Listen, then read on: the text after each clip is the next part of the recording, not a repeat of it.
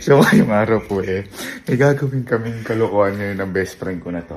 At matagal ho namin itong pinagplanuhan. Ayun, alas 3 na nga po na madaling araw ngayon dito. Nung kahapon po kasi, meron pong nangyari ditong kababalaghan. Yung pamilya, isa po sa pamilya po namin dito, yung kasama po namin sa bahay, si Kuya Cesar, meron pong nakitang katabi si Kelsey, na babae daw. Pero nung paglapit niya nawala, which is, totoo po. Tapos tinignan po namin sa CCTV namin is, wala namang babae. So lahat po talaga kami dito, parang kinilabutan, ganun. Ito pa nga po, ito po yung yung mga reaksyon namin nung pinakwento kay Kuya Cesar, tsaka pinanood ko sa CCTV. Ito yan. Tignan nyo kung may nakikita kayo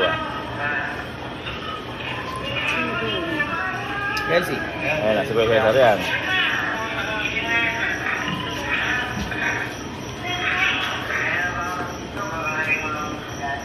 Siguro man natin dito.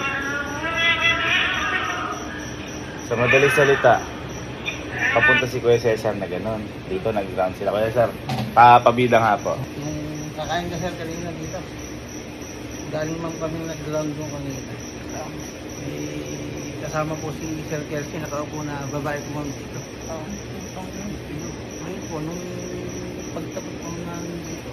Nung nakita mo may kasama? Oo. Nung pagtapos namin dito, tinatanong ko siya kung wala yung kasama. Kakaluto ko lang nun. Kaya yun ang pinuntahan ni Kuya Cesar si Kelsey. Pinuntahan. Ayun, kinikilabutan nga daw siya dahil ganyan na meron. Ito pa ang matindi. Dito yun Maganda ko yung Cesar daw yung babae. Maganda yung babae, may mukha. So, ito nakasagad daw. to. Puti. Nakasagad. Tapos Parang mo siya po, nakagaling din siya. Tapos boy, wala akong nararamdaman. Isa kasi kakaluto ko lang.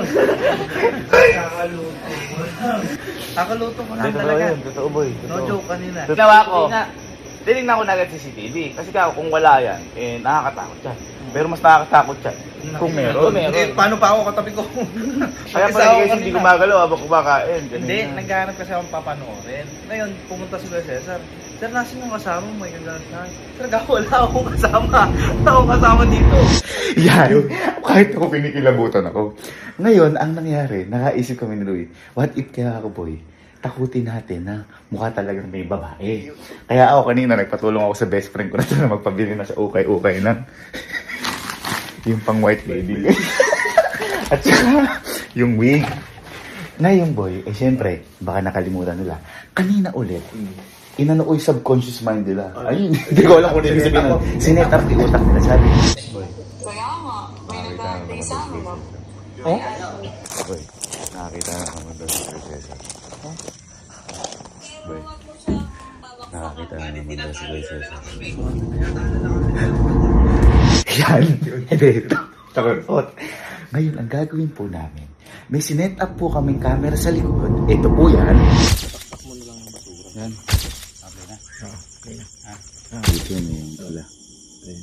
Sa ganyan. Yan. At pagkatapos nun, sinabi ko kanina tatayo si Louie, kapag nakapangdamit na po siyang white lady, doon siya tatayo at magpapatapon po ako ng basura sa mga kapatid ko. Ito, nakahanda na rin po yung basura. At gagawin na po namin yung pero siyempre, hindi natin magagawa yan kapag hindi ka naging white lady. Iniisip ko na ako po yung maging white lady, kaso halimbawa pag nag-utos halimbawa si Louie o si iba sa atin, baka makahalata. Kaya ngayon, ang magiging white lady muna, itong best friend ko, magpapatulong ako. Boy, transition na lang. Iikot mo na lang. Ikot lang ako. Ikot ka na lang. Sige.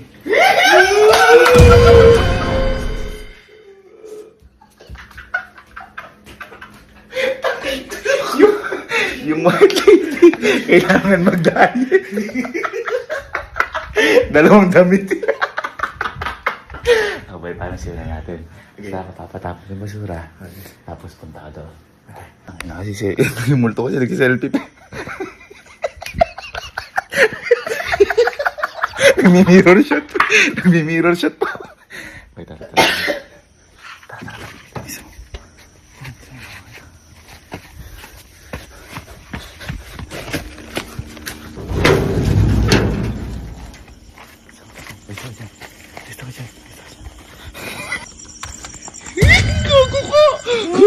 Takot. Takot. Sabi, tsaka lang. So, paano kunyari? O, ito na si Kalo. Ayan, halimbawa si Alan kasi. Ang paglabot eh. Tapos nakita. Kaganon ka. Kaganon ka. Yung parang papalad. Paano gagawin? Paano? Okay. Okay, game time. Hindi na si Luis. Kunyari, may hinahanap kami sa isa. Tapos papatapong ko kay Alan to.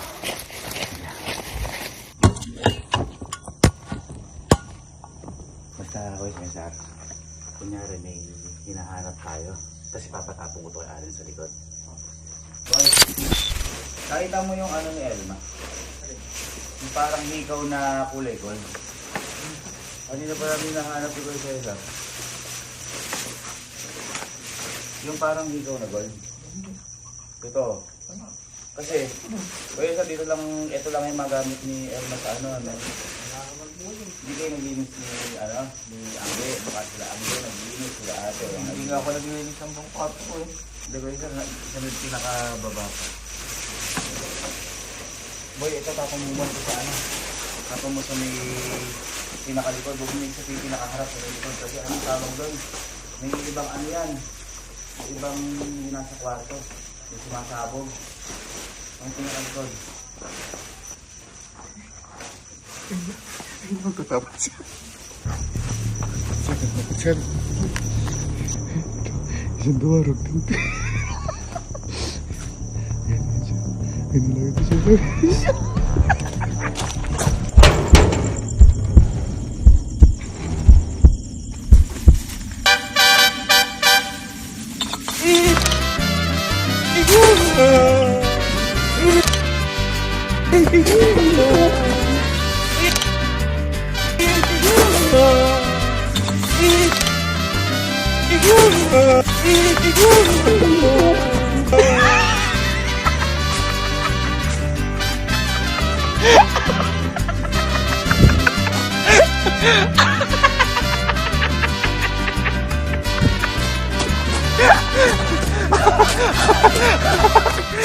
Baka yung nakikita ni Kuya Cesar na multo. Bakit ang ginawa mo? Magtapon lang. Takot ka ba? Oo, gago. Kwento lang ni Kuya Cesar. Nakakita mo yung ano na? Yung sitaw. Kulay gold. Ano ba nahanap ni Kuya Cesar? Kasi naano namin dyan. Baka kung namin naginis kayo, di ba na tapos tayo sa may ano kung saan sa may yung kulay gold siya na pabilog. Boy, tapos mo ito sa may ito. Ano mo yung plastic? Ano mo yung kukunin pa namin yung plastic? Kukunin mo yung plastic. Ano kukunin pa? Hindi. Ito yung plastic. Tatapang mo pa. Oo, yung lapong mo sa may likod doon.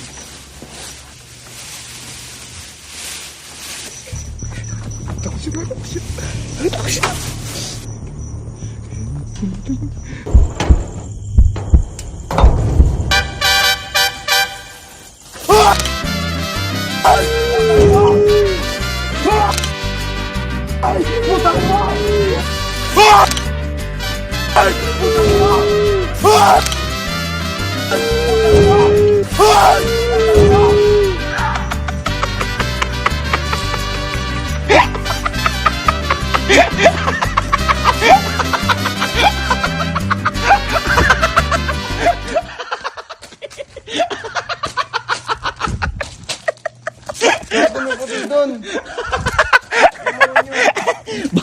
Baka yung sinasabi ni Kuya Cesar. Oo nga, tagal nakaraan nagsabi na rin ito.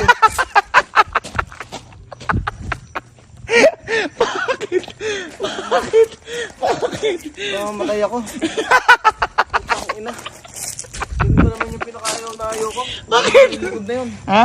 Ayoko pupunta rin eh. Di mo nakita yung ligaw ni Elma? Yung kulay gold? Ha? Alam ba nang linis dyan sa inyo na ano? O kaya baka nakapulot doon, baka may hindi na bigay sa inyo. Ngayon namin na ito sa isa, ito lang nakaraan ni Elma yung nakaraan. Hindi, nakita namin. Ala ka na ito. Ha? Ano muna, hindi baka sa ano, sa mga kwarto nyo, sa may glass house. Di ba lagi naman doon? Tapumama mo na yun sa likod, ikunin mo yung plastic. Gagamitin ko namin. Pero kung minsan wala ka na ano. Kahit sila ate. Alam na gano'n doon. Pabilog, Kelsey yung pabilog. Wala?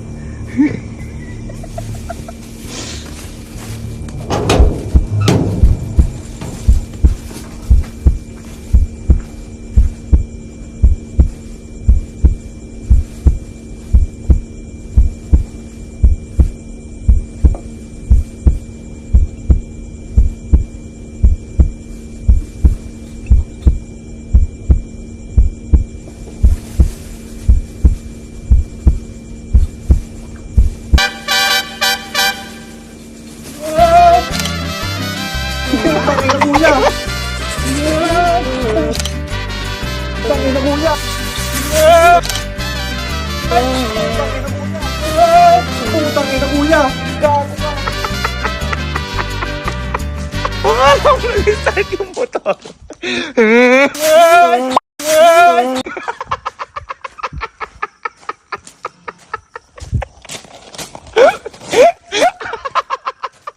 What? What? Okay. Ano?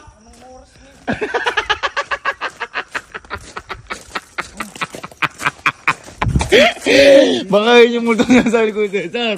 Ayoko. Okay, so ito na yung pinakalas, si Kaluna yung pinakalas. Ito na yung pinakalas na ako, Cesar. Ito yung pinakaduwag sa lahat. Eh. So, ayun ang counter si Kaluna. Kasi tayo mag-shoot. Hindi namin makita yung sa ano. Nakita ka ba yung kayo na yun? Gano ko yun. Ano yung binili ko? Nawawala. Alam mo, naging ko yun sa... Okay na rin. Ninapas ba sila? So, parang diamond yun. Ayun naman namin nahanap ko yun. Ito yung mawali gamit yun. Ha? Asa ako sa ala? Alam mo yun. Ala? Alam na ba yun? Kunwari, yun si mama. Ha? Isa rin nawawala. Kasi isa. Naka-el mo na. Kapag mo sa ito, yan mo ng plastic. Paglalagyan pa. Pero kuya sir, hindi mo napansin. Kunin mo kalaw yung plastic ha. Tapon mo na sa mili ko dyan sa may basaran doon. Huwag mo ikakalat doon sa may ano. Nag-iili sila ate Lani dyan. Pagkaano mo na naman ng palaka. I-ano mo kalaw. I-dulo mo yung sa may ano doon.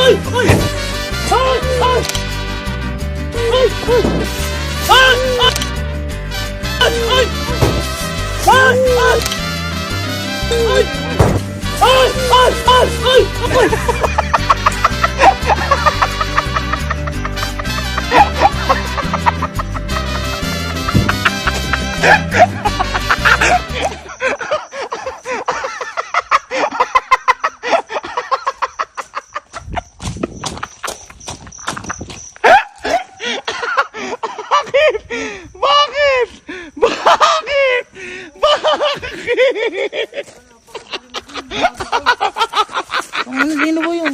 Baka yun yung ano, yung multo na sabi ni Wes.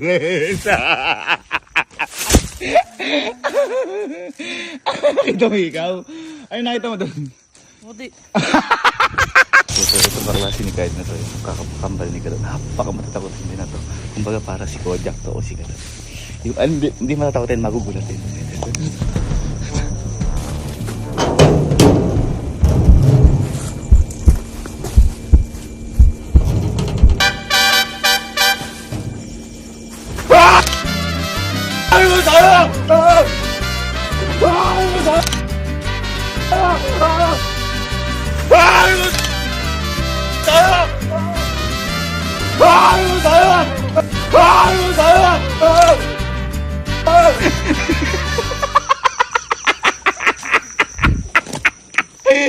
Pinrang-prank mo ko, Bok, ha?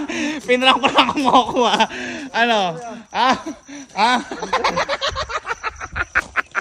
Alin gumagalaw? Alin? Ang tao? Yung parang kati. Aso yung inano ko dun. Aso! Uy, gogo!